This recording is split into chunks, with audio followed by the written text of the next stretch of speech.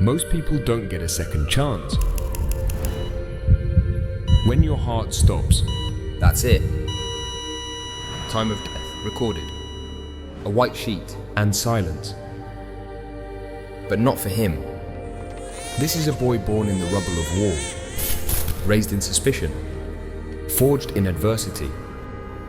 A boy who died on the floor of a chicken shop and came back, not just to live, but to lead.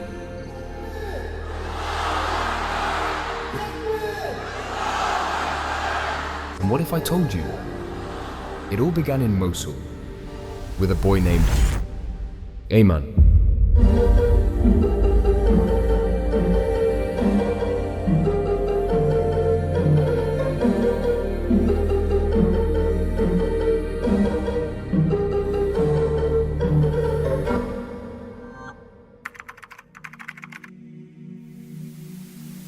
It's September 11th, 1992, Mosul, Iraq, a city recovering from the Gulf War, cracked buildings, fragile peace. This is where Akhi Ayman was born. His earliest memories were of love, faith, and the harsh reality of conflict. At 9 years old, his family fled to the UK, chasing safety. But what they found wasn't peace, it was suspicion. Akhi Ayman was walking into classrooms where his name raised eyebrows, and his silence was mistaken for threat. After 9/11, the whispers became slurs, and the stares became shoves. And when you're 9 years old, that kind of rejection doesn't just hurt, it scars. At home, unawareness. At school, hostility. So Akhi Ayman turned to the streets, where your worth isn't found in kindness, but in violence. Where gangs didn't ask questions, they offered protection. He never joined one, but he walked the same roads, spoke the same language, and became who the streets demanded. Hard, cold, untouchable. But behind the mask was still a boy trying to belong. In 2012, the pain caught up. A fight escalated, he was arrested and sentenced. Prison stripped everything away from him. No distractions, just concrete walls, and regret echoing louder each night. And in that silence, he began to ask himself, if this is who he wants to be.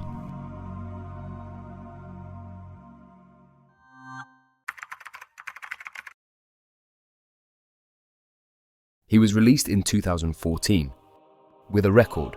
Doors closed before he knocked. Job after job said no, until one said yes. Construction.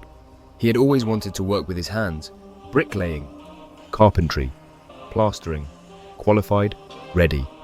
His first day back in the world was beautiful. He finished early. Excited, he went shopping for a hard hat, boots, high vis. Signed his contract, told his family. He was building his life. That evening he went to pray. On the way home, he stopped with a friend to grab food. They saw a man. Akhi Ayman sent his friend ahead. The man dapped his friend. Akhi Ayman thought it was cool. He stepped forward and spoke calmly. Then, a sudden shock, a sharp pain to his side. The blade entered at an angle, tearing through his organs, damaging nerves and puncturing his bowel. He stumbled into a chicken shop and collapsed. The blood felt like boiling water. His vision blurred. His heart slowed. In the hospital, his heart stopped 11 times. He was declared dead. A white sheet was pulled over his body.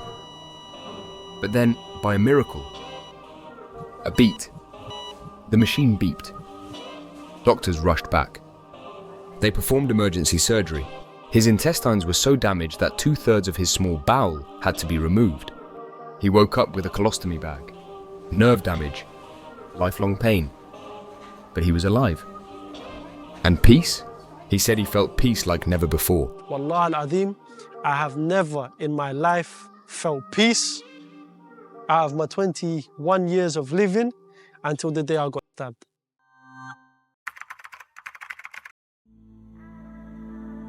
Why would Allah take away the job he'd prayed for his whole life? To give him something greater. He had been brought back for a reason. A short time after the stabbing, he met his wife. She lived in the Middle East. She wasn't even in the country, but she would call him, remind him to pray, lift him spiritually. She made him feel whole. She became his anchor. He had lost friends. He had lost his health, but Allah had given him a partner who reminded him of his purpose. He didn't just survive, he was reborn. And with that rebirth came a new mission. And inshallah, you never know, I could be a sheikh one day giving lectures. He wanted to be a sheikh. He dreamed of teaching Islam, traveling to study, and mastering Arabic. That dream hasn't come true yet, but something else has. He became a voice. An auntie from the mosque asked him to speak to the youth. And he did. Shaking hands, honest voice, real pain. He told them what no one told him. Not every fight is worth it. Not every friend is your brother. And sometimes, surviving is the bravest thing you can do.